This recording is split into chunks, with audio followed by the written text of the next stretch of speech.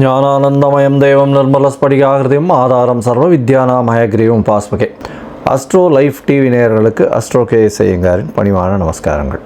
வார பலன் 3/6/2024 9/6/2024 வரை உண்டான வாரத்திற்கு என்னென்ன பலன்கள் மேஷம் முதல் மீனம் வரை அப்படின்றத பார்க்கலாம். அதற்கு முன்னாடி இந்த வாரத்தினுடைய கோல்சாரம் என்ன, இந்த வாரத்தில் வரக்கூடிய விசேஷ நாட்கள் என்ன, இந்த வாரத்தில் வரக்கூடிய எந்தெந்த ராசிக்காரர்களுக்கு சந்திராஷ்டமம், இதை 3 வகையாக பார்க்கலாம்.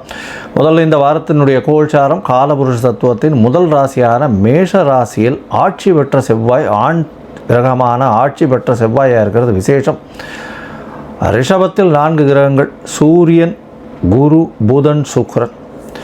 கேது பகவான் கன்னியிலையும், கும்பத்தில் சனி பகவான், ராகு பகவான் மீனத்திலையும் இருக்கா. இந்த வாரத்தில் சந்திர பகவான் அஸ்வினி நட்சத்திரம் மேஷ ராசியிலிருந்து பூச நட்சத்திரம் கடக ராசி வரலும் போகிறார். இந்த 4 ராசிகள் மேஷம், ரிஷபம், மிதுனம், கடகம் 4 ராசிகள் பிரயாணிக்கிறார். இந்த வாரத்தில் பார்த்தாலேனால் கிரகச்சாரங்கள் வேறு எதுவும் இல்லை, மாற்றங்கள் எதுவும் இல்லை. இதுதான் அதிவேகமாக செல்லக்கூடிய கோள்கள் தான் இருக்குது. அதாவது சந்திர பகவானுடைய மாற்றம் தான் இருக்குது. இந்த வாரத்தினுடைய கடைசியில், அதாவது 9ஆம் தேதி அன்னைக்கு ஞாயிற்றுக்கிழமை சாயந்தரம் புத பகவான் தன்னுடைய வீட்டுக்கு ஆட்சி பெற போகிறார். அதாவது ரிஷபத்திலிருந்து மிதுனத்துக்கு போகிறார். இந்த வாரத்தில் வரக்கூடிய விசேஷ நாட்கள் அப்படின்னு பார்த்தோமேனால் 3ஆம் தேதி திங்கட்கிழமை 3/6/2024 வாஸ்து புருஷன் கண் விழிக்கும் நாள் அப்படின்னு போட்டிருக்கும். வாஸ்து புருஷன் கண் விழிக்கிறது அப்படின்னா அந்த காலகட்டத்தில் கிரகப்பிரவேசம் பண்ணுறது, மனை கோல் ஊன்றது, அதை தவிர அஸ்திவாரம் தோன்றது, இதெல்லாம் அந்த காலகட்டத்தில் பண்ணும் பொழுது அந்த ப்ராஜெக்டு எல்லாமே சக்ஸஸ்ஃபுல்லாக முடியும் அப்படின்றது ஜோதிட சாஸ்திரத்தில் சொல்லியிருக்கு. வாஸ்து பகவான் அப்படின்றவர் ஒரு வருஷத்தில் ஒரு 8 தடவை தான் கண் விழிப்பார். அந்த காலகட்டத்தில் எந்த வித தோஷமும் கிடையாது. அதாவது தோஷம் அப்படின்னு பார்த்தாலேனால் ராகு காலம், யமகண்டம், குளிகை, இல்லை அந்த திதி தோஷம் அப்படின்னு சொல்லக்கூடியது, வார தோஷம் அப்படின்னு சொல்லக்கூடிய வாரங்களுடைய தோஷம், சனிக்கிழமை, செவ்வாய்க்கிழமை, இந்த மாதிரியான விஷயங்கள்லாம் பார்க்கவே வேண்டாம். அது தவிர அஷ்டமி, நவமி திதிகள் அதனுடைய தோஷங்கள் இருந்தாலும் பார்க்க தேவையில்லை. இந்த 3ஆம் தேதி அன்னைக்கு வாஸ்து புருஷன் கண் விழிக்கும் நாள் அப்படின்னு பார்க்கும்பொழுது 9:05 காலையில், அதாவது 6 மணிக்கு சூரிய உதயம் அப்படின்றத வச்சுட்டு இந்த டைம் போட்டிருக்கோம். 9:05 காலையில் இருந்து 1.5 மணி நேரம், அதாவது 10:35 வரலும் வாஸ்து புருஷன் கண் விழிச்சிருக்கார். இந்த 1.5 மணி நேரம், அதாவது 90 நிமிஷங்களை 5ஆக பிரிக்கிறார். வாஸ்து புருஷன் கண் விழித்து அவருடைய காலை கடன்களை முழிக்கிறது, அதற்கு பிறகு அடுத்த 18வது நிமிஷம் குளிக்கிறது, அதற்கு பிறகு பூஜை அறையில் பூஜை செய்வது அடுத்த 3வது 18வது நிமிஷம், 4வது 18வது நிமிஷம் அப்படின்னு பார்த்தாலேயானால் போஜனம் செய்வது, 5வது 18வது நிமிஷம் தாம்பூலம் தரித்தல். இந்த போஜனம் செய்யும் பொழுதும் தாம்பூலம் தரிக்கும் பொழுதும் உண்டான காலகட்டங்களில், அதாவது கடைசி 36 நிமிஷம் அப்படின்னு சொல்லக்கூடியது 9:05 ஆரம்பித்தாலும் 10:35 முடியும் பொழுது 9:59 10:35 வரலும் உண்டான நேரத்தில் செய்யக்கூடிய காரியங்கள் எல்லாமே வெற்றியில் போய் நிற்கும். அதாவது இந்த ப்ராஜெக்ட் ஆரம்பிக்கிறீங்கன்னா கண்டிப்பாக வெற்றியை கொடுக்கும் அப்படின்றத சொல்கிறோம். ஏன்னா வாஸ்து புருஷன் கண் விழிக்கும் பொழுது எந்த ஒரு மன பூஜையை போடும் பொழுதும் அது வெற்றியில் கொண்டு போய் விடும். சரி, இதற்கு பிறகு பார்த்தோமேயானால் 4ஆம் தேதி அன்னைக்கு பிரதோஷ காலம். பிரதோஷ காலம் அப்படின்னு சொல்கிறது 13ஆம் நாள், அதாவது வளர்பிறையிலும் தேய்பிறையிலும் வரக்கூடிய 13ஆம் நாளை பிரதோஷம்னு சொல்லும். சாயந்தரம் சிவன் கோயிலில் பிரதோஷ தீபாராதனை ரொம்ப முக்கியம். எல்லா விதமான தோஷங்களையும் போக்கக்கூடிய ஒரு விசேஷத்தை கொடுக்கக்கூடியது இந்த பிரதோஷ காலம். பிரதோஷத்துக்கு விரதம் இருக்கிறதன் மூலியமாக கடன்கள் அற்று போகும், எல்லாவித பிணிகளும் அற்று போகும் அப்படின்றது ரொம்பவும் விசேஷம். பிரதோஷ காலத்தில் அதுவும் சாயந்தரம் 5:45 6:15 வரலும் உண்டான காலகட்டத்தில் அந்த தீபாராதனை காட்டுறதை சேவிச்சுட்டு தான் பிரதோஷத்துக்கு விரதம் இருக்கிறவா தீபாராதனையை சேவிச்சுட்டு அதுக்கப்புறம் பிரசாதம் வாங்கி சாப்பிட்டதுக்கப்புறம் தான் வீட்டில் போய் சாப்பிடவே செய்வாங்க.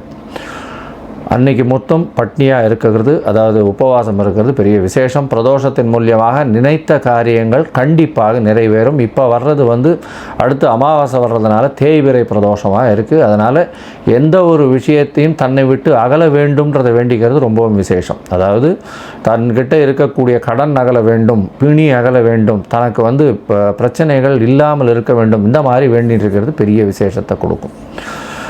இந்த வாரத்தில் பார்த்தீங்களேனால் 6ஆம் தேதி அன்னைக்கு அமாவாசை, அதாவது சூரியனும் சந்திரனும் ஒரே பாகையில் வரக்கூடிய நாள் அமாவாசைன்னு சொல்கிறோம். இது ஒரு பெரிய விசேஷத்தை கொடுக்கக்கூடிய காலகட்டம். அதாவது மூதாதையர்களுக்கு செய்ய வேண்டிய கடமைகளை செய்யணும், தாய் தகப்பனார் பித்தர்களுக்கு செய்ய வேண்டிய கடமைகளை செய்யணும் அப்படின்றத நினைவுறுத்துறதும், சூன்ய திதின்றதுனால எல்லா விதமான விஷயங்களையும் விட்டுட்டு மூதாதையர்களுக்கு செய்ய வேண்டிய கடமைகளை மட்டும் செய்யணும் அப்படின்றது இந்த ஒரு நாளில் குறிக்கப்பட்டிருக்கு. இந்த வாரத்தில் பார்த்தீங்களேனால் இந்த எல்லா விதமான ஏற்றங்களும் இருக்கக்கூடியதாக இருக்குது. இந்த வாரத்தில் ராசிகளை பொறுத்தவரையிலும் கன்னி, துலாம், விருச்சிகம், தனுசு இந்த 4 ராசிக்காரர்களுக்கு சந்திராஷ்டம காலம். சந்திராஷ்டமம்னா உங்களுடைய பிறந்த ராசியிலிருந்து 8ஆம் இடத்துல சந்திர பகவான் மறையும் பொழுது சந்திராஷ்டமம்னு சொல்கிறோம். சந்திரன் அப்படின்னு சொல்லக்கூடியவர் மதிகாரகன் மறைந்து இருக்கக்கூடிய காலகட்டத்தில் கண்டிப்பாக மதி மயங்கக்கூடும், தவறான முடிவுகள் எடுக்கக்கூடும். அதனால் முடிஞ்ச வரலும் இந்த காலகட்டங்களை தவிர்ப்பது நல்லது. வெளியூர் வெளிமாநில பிரயாணங்களையும் தவிர்ப்பது நல்லது. இந்த காலகட்டத்தில் உங்களால் முடிஞ்சதுன்னா அருகில் இருக்கக்கூடிய கோசாலையில் போய் அகத்திக்கீரை கட்டு ஒரு பசுமாட்டுக்கு கொடுத்துட்டு வாங்க. இதன் மூலியமாக சந்திர பகவானுக்கு உண்டான பரிகாரம்னு சொல்லக்கூடியது இது. அதனால் சந்திராஷ்டமத்தின் தாக்கம் வெகுவாக குறையும். இப்போ என்னுடைய மொபைல் நம்பர் ஸ்க்ராலிங்கில் கீழே வந்துட்டுருக்கோம். உங்களுக்கு எனக்கு அஸ்ட்ராலாஜிக்கல் கன்சல்ட் தேவைப்படுமாயின் நீங்கள் உங்களுடைய date, time, place of birth, உங்களுடைய நேம், பேரண்ட்ஸ் நேம் இதெல்லாம் அனுப்பிச்சிடலாம். சந்தி இருக்கான்னு முதல்ல பார்க்கணும். அதாவது பாத சந்தி, சந்திரனுடைய பாத சந்தி எந்த ராசியோ அந்த ராசியில் இருக்கக்கூடிய பாத சந்தி இருக்கான்றதை பார்க்கணும். லக்ன சந்தி இருக்கான்றதை பார்க்கணும். அதற்கப்புறம் உங்களுடைய ஜாதகத்தை போட்டு நீங்கள் என்ன நட்சத்திரத்தில் இருக்க, என்ன பாதத்தில் இருக்குன்றதை பார்த்துட்டு கோச்சார பிரகாரம் இன்றைய நிலைமை எப்படி இருக்குது, உங்களுடைய தசாபுக்தி அந்தரம் சூக்ஷ்மம்லாம் எப்படி இருக்குன்றதை பார்த்துட்டு அதற்கு உண்டான பலன்கள் என்ன அப்படின்றதையும் அதற்கு உண்டான பரிகாரங்கள் எளிய வகையில் என்ன அப்படின்றதையும் சொல்கிறேன். என்னுடைய கட்டணம் என்னன்றதையும் அதில் சொல்கிறேன். இப்போது மேஷம் முதல் மீனம் வரை 3/6/2024 9/6/2024 வரலும் உண்டான வாரத்திற்கு என்னென்ன பலன்னு பார்க்கலாம். கும்பம், அவிட்டம், சதயம், பூரட்டாதி இந்த 3 நட்சத்திரம் 9 பாதங்களை கொண்ட ராசி. ராசியின் அதிபதி அப்படின்னு சொல்லக்கூடியவர் சனி பகவான் ஆட்சி பெற்று போயிருக்கார். இந்த கும்பராசியில் சனி பகவான் ஆட்சி பெற்று போயிருக்கார். இதனால் மென்டல் ஸ்ட்ரெஸ்ஸு கொஞ்சம் அதிகமாக இருக்கக்கூடிய காலகட்டம். ஏன்னா 7.5 சனி நடக்கிறது, ஜென்ம சனி வேறு.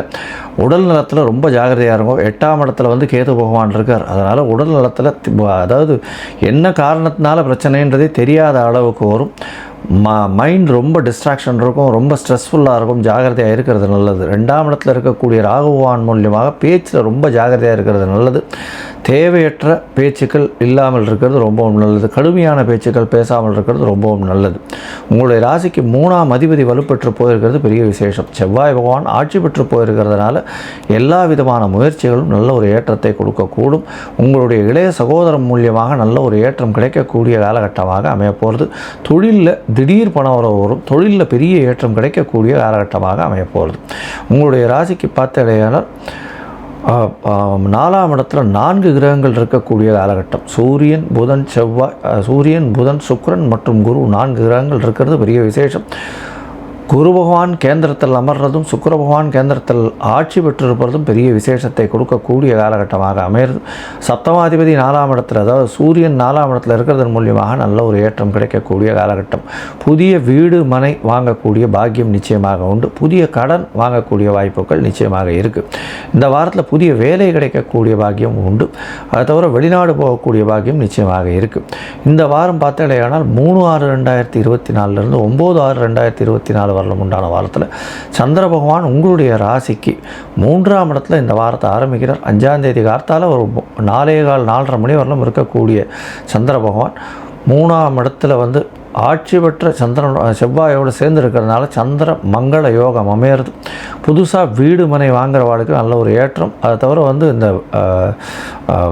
இது சமையல் கலை வல்லுநர்களுக்கு நல்ல ஏற்றம் இருக்கக்கூடிய காலகட்டம். மைனிங் இண்டஸ்ட்ரியில் இருக்கிறவாளுக்கு, அதை தவிர இந்த நெருப்பு சம்பந்தப்பட்ட விஷயங்கள், அதாவது ட்ரில்லிங், அதை தவிர வெல்டிங், இதிலெல்லாம் இருக்கிறவாளுக்கு பெரிய ஏற்றம் இருக்கக்கூடிய காலகட்டமாக அமையிறது. இந்த வாரத்தில் உங்களுடைய ராசிக்கு 4ஆம் இடத்துல சந்திர பகவான் போகிறார். இது 5ஆம் தேதி காலை ஒரு 4:15 மணியிலிருந்து 7ஆம் தேதி கார்த்தால ஒரு 9:15 வரலும் இருக்குது. 4ஆம் இடத்தில் 5 கிரகங்கள் கேந்திரம் பெற்றிருக்கிறது பெரிய விசேஷம். அதனால் உடல் நலத்தில் நல்ல ஒரு ஏற்றம் இருக்கும். நினைத்த காரியங்கள் நடக்கும். படிக்கக்கூடிய மாணவர்கள் பெரிய வெற்றி செய்தி கிடைக்கக்கூடிய வாய்ப்புகள் நிச்சயமாக உண்டு. புதிய வீடுமனை அமையக்கூடிய பாக்கியம் நிச்சயமாக இருக்குது. உங்களுடைய ராசிக்கு 5ஆம் இடத்துல சந்திர பகவான் போகிறார். சந்திர பகவான் 5ஆம் இடத்துல போய் இருக்கக்கூடிய காலகட்டம் புதிய பதவி புகழ் வரக்கூடிய வாய்ப்புகள் உண்டு. 5ஆம் இடத்துல 7ஆம் தேதியிலிருந்து 9ஆம் தேதி மாலை ஒரு 4:30 வரலும் இருக்கார். இதன் மூலியமாக நல்ல ஒரு ஏற்றம் கிடைக்கக்கூடிய காலகட்டமாக அமையப்போகிறது. உங்களுடைய ராசிக்கு 6ஆம் இடத்துல சந்திர பகவான் போகிறார். 6ஆம் இடத்துல இருக்கக்கூடிய சந்திர பகவான் பார்த்தேன்னா 6ஆம் இடத்தில் இருக்கக்கூடிய சந்திர பகவான் புதிய வேலை கிடைக்கக்கூடிய பாக்கியத்தை ஏற்படுத்துவார். அதை தவிர பார்த்தோம்னா புதிய கடன் அமையக்கூடிய பாக்கியம் நிச்சயமாக உண்டு. இந்த வாரத்தில் உங்களுக்கு பெரிய ஏற்றம் கிடைக்கக்கூடிய வாரம். பணவரவிற்கு பஞ்சம் இருக்காது. உடல் நலத்தில் மட்டும் ரொம்ப ஜாகிரதையாக இருக்கும். மென்டல் ஸ்ட்ரெஸ் கொஞ்சம் அதிகமாக இருக்கக்கூடிய காலகட்டமாக அமைய போகிறது. இந்த வாரத்தில் 6ஆம் இடத்துல சந்திர பகவான் போகும்போது மனக்லேசங்கள் கொஞ்சம் அதிகமாக இருக்கக்கூடிய காலகட்டமாக இருக்கும். புதிய வேலை கிடைக்கக்கூடிய பாக்கியம் நிச்சயமாக உண்டு. இந்த வாரம் நீங்கள் அருகில் இருக்கக்கூடிய பிரத்யங்கரா கோவிலுக்கு போயிட்டு வாங்க. குங்கும அபிஷேகம் பண்ணிட்டு வாங்க. இது பண்ணுறதன் மூலியமாக உங்களுக்கு ஒரு பெரிய ஏற்றம் கிடைக்கக்கூடிய வாய்ப்புகள் நிச்சயமாக உண்டு. அருகில் இருக்கக்கூடிய நவகிரக சன்னதியில் உங்களால் முடிஞ்ச அளவுக்கு ஒரு பாத்திரத்தில் நல்லெண்ணெய் போட்டு அருகில் இருக்கக்கூடிய கோவிலில் கொடுத்துட்டு போகிறது, தானம் கொடுத்துட்டு போகிறதன் மூலியமாக உங்களுக்கு உண்டான பிரச்சனைகள் கண்டிப்பாக தீரக்கூடும்.